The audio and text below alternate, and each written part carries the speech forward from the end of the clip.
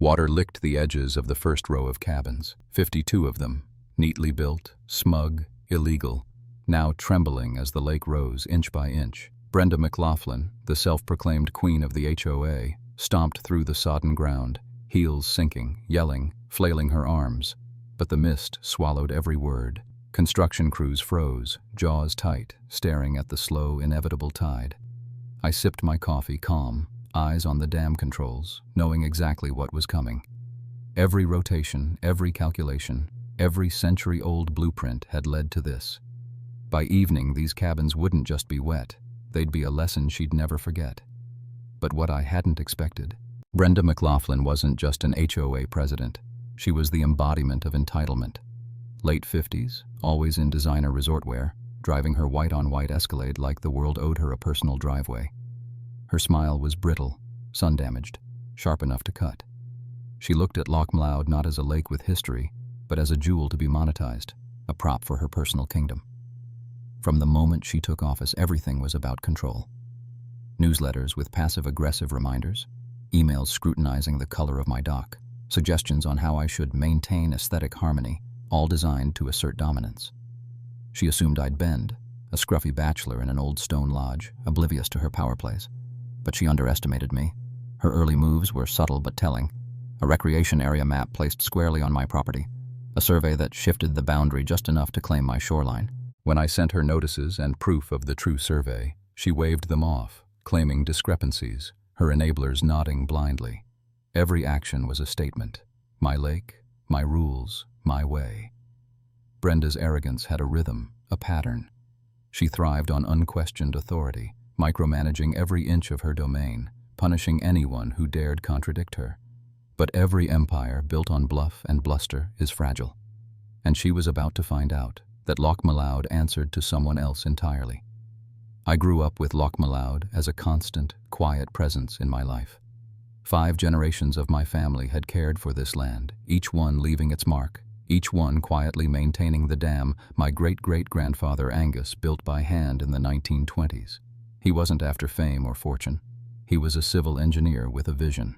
3 creeks converged here, and where others saw only rocky valleys, he saw water, potential, and a challenge. With stone from the land itself, he crafted a 700-acre lake and a dam strong enough to withstand decades of storms. As a kid, I spent hours wandering the shoreline, climbing the dam, learning every gear, every sluice gate, every contour of the lake. I knew how the water behaved, how it could rise and fall, and how it would respond to every twist of the valve. By the time I was an adult, maintaining Loch Mloud wasn't just a duty, it was part of who I was. I knew these waters better than I knew most people. For decades, life here was quiet. I tended the lodge, checked the gates, and watched the seasons ripple over the water. Neighbors came and went, but the lake remained my sanctuary. That piece cracked the day Pinnacle Living carved a high-end development on the land adjacent to ours. At first, I didn't care. They could build whatever they wanted, as long as they respected my boundaries. But then came Brenda, the inaugural HOA president, with her polished entitlement and her white-on-white Escalade, and suddenly the rules didn't matter anymore. She saw the lake as hers to exploit, her personal jewel, and she ignored every boundary, every deed, every notice. Her presence was constant, pointing, surveying, micromanaging, demanding. She thought the land was a stage for her authority, and she expected me to step aside. But she had no idea that I wasn't just the heir to this property. I was the one who understood it, the dams, the contours, the sluices, and the centuries of knowledge buried in Angus's journals. That knowledge, that connection to Loch Mloud, was my strength. Brenda's arrogance had drawn a line she could never cross. Every newsletter, every misdirected survey, every attempt to seize control only sharpened my resolve. The lake wasn't hers. It had never been hers. And I was about to show her exactly what that meant. It started small. Newsletters slipped under my door, reminders about responsible use of the community lake, vague warnings about docks needing approved colors. Emails arrived, each one a sharpened little barb. Please see attached guidelines for aesthetic harmony. The tone was polite, but the intent was clear. They wanted control. Brenda would sometimes appear at the edge of my property, a figure in white resort wear, arms crossed, surveying my lodge as if I were trespassing in her kingdom. Her presence alone was a message. I am watching, and you will obey. The construction crews she employed even glanced nervously at her when I passed by, unsure whether to stop or continue. I did nothing dramatic at first. I walked the perimeter, checked the flags marking my boundaries, and documented every interaction. Every passive-aggressive note, every dismissive glance, every micromanaged email fueled the growing tension. Her arrogance was effortless, almost casual, but each action was a test of limits, and I knew exactly where this road would lead. Then Brenda crossed the first real line. She unveiled a community recreation area, beach, volleyball court, kayak launch, all plotted squarely on my shoreline. The map appeared in the HOA newsletter, all colorful and official-looking. I sent a cease and desist through my lawyer, attaching my recent survey and historical deeds. Her response? Dismissive. There's a discrepancy in surveys. We rely on our plat map. That map was a subtle forgery, shifting the boundary hundreds of feet along the lake, claiming 50 acres of my land. The surveyor listed on it had lost his license 2 years prior. Fraudulent, illegal, and yet she waived it in meetings as proof. She was testing me, and she assumed I would back down. But I had my GPS rover, time-stamped photographs, and a weekend's worth of surveying data. I mapped every boundary, every marker, every inch claimed. Her map was fiction. My evidence was indisputable. Still, she doubled down at the next HOA meeting, holding her forged map aloft like a trophy. "This is our lake. We will not be bullied," she declared. The applause from her enablers was deafening. It was the first real escalation, and it showed just how little respect she had for law or for reality. By Monday, bulldozers arrived. The crews cut through century-old oaks, leveled grassy banks, and began setting foundations for 52 luxury cabins directly in the flood easement. Decks faced the water, small paths carved into the shoreline. Every movement violated the legal boundaries I had so carefully documented. I documented everything. Drone flights captured the cabin's exact locations relative to my survey markers. Time-lapse cameras watched the construction like silent sentinels. Every plank of wood, every beam, every roll of sod was evidence. I knew precisely how much of her kingdom was built on stolen land. Brenda was everywhere, driving her golf cart along the shore, pointing, yelling, micromanaging each worker. Her arrogance was astounding. She thought the construction itself made her invincible. She had no idea that the lake, the dam, and the centuries of engineering behind it answered to me. I stayed in the pump house at the dam, reviewing my great-grandfather's blueprints. The sluice gates, the 7-foot buffer he engineered, the spillway capacity, all of it became my plan. This wasn't revenge born of anger. It was precision. The sheriff arrived after I called, caught between Brenda's fraudulent survey and my authentic documentation. His young eyes scanned both maps, then me, then the construction site. "Sir, ma'am, this is a civil dispute. You'll have to take it to court," he said. Exactly as Brenda expected. She smiled smugly, certain that litigation delays and her corporate backing would protect her. She believed possession was the same as ownership. 6 months before a hearing gave her plenty of time to finish construction. But I had already planned my counter.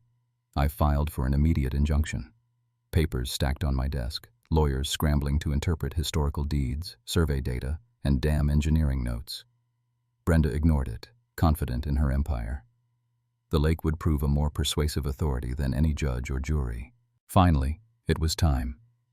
I descended into the dam gallery, the air cool and damp, the iron wheels of the sluice gates waiting under decades of dust.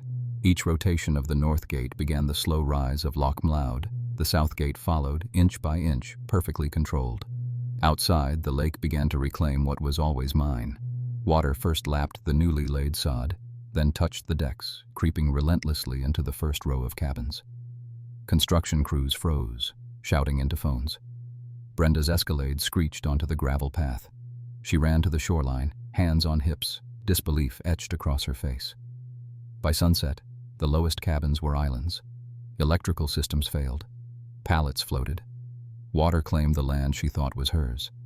And as I watched from the lodge, sipping coffee, I realized this wasn't destruction. It was justice. Slow, inevitable, and undeniable. She had ignored boundaries, ignored law, and ignored the lake itself. Now she faced the consequences.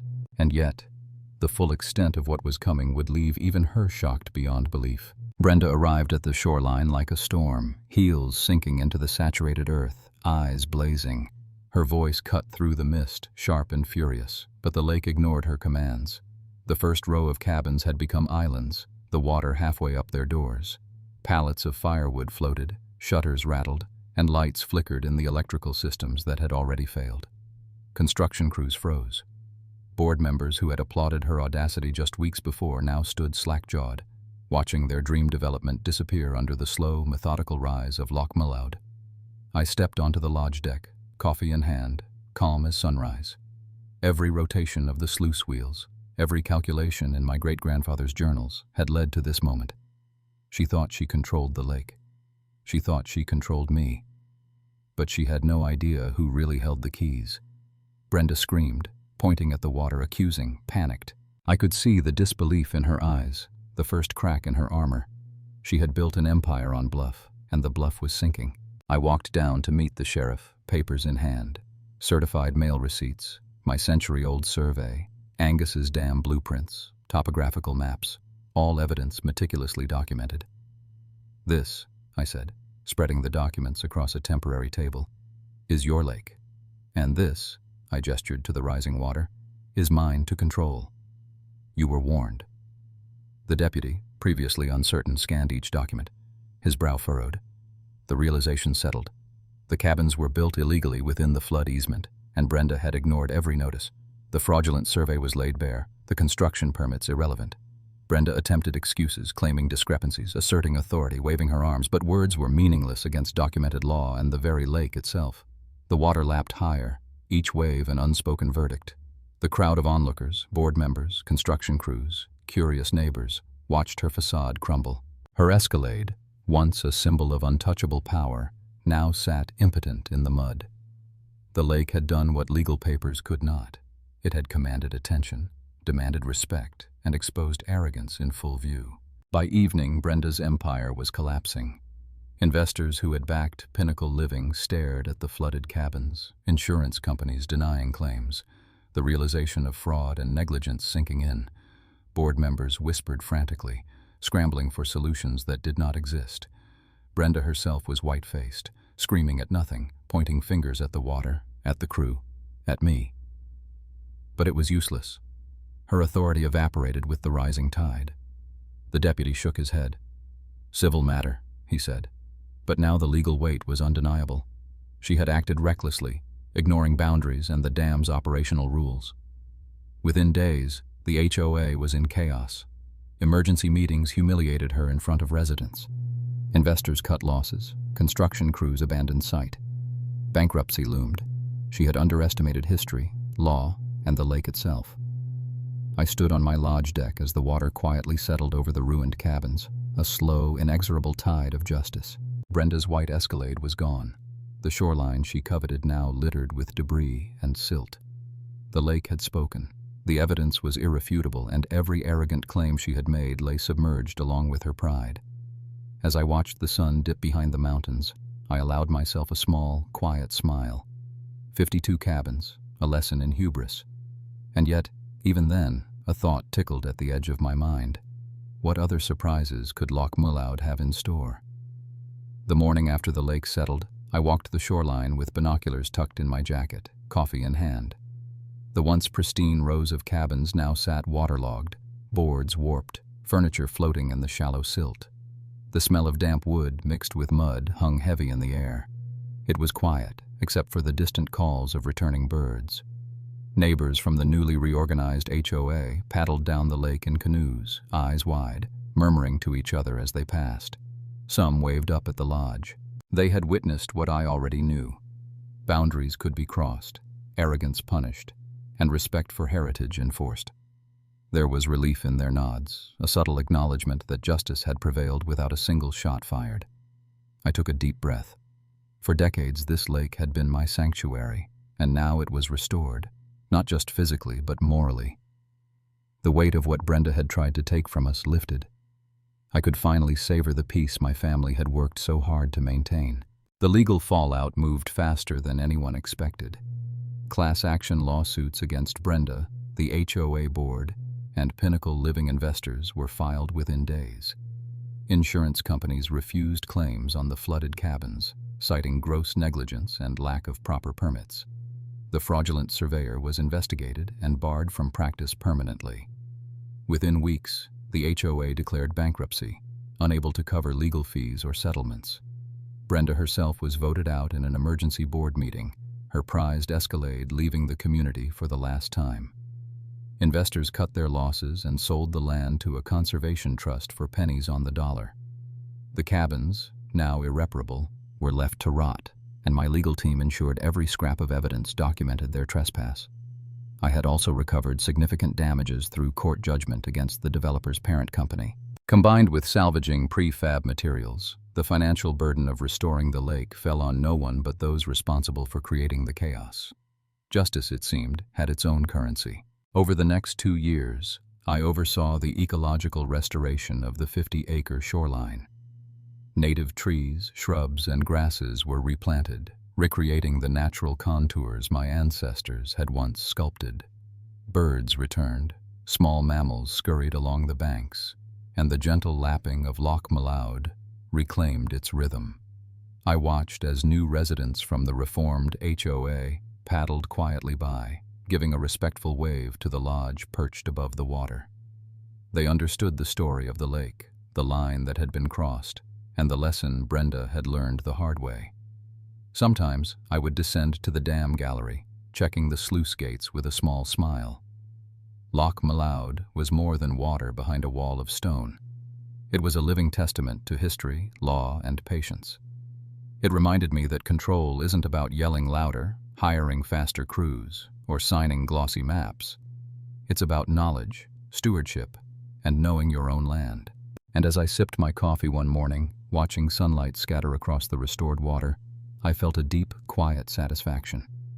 Brenda and her HOA had seen my heritage as a commodity, my patience as weakness, and learned too late that some lines, some lakes, are never yours to command. Nature had spoken, law had enforced, and I had merely opened the sluice gates. The lake remained calm, but in its quiet rise and fall it whispered a reminder: respect what belongs to others, or face consequences both inevitable and unstoppable.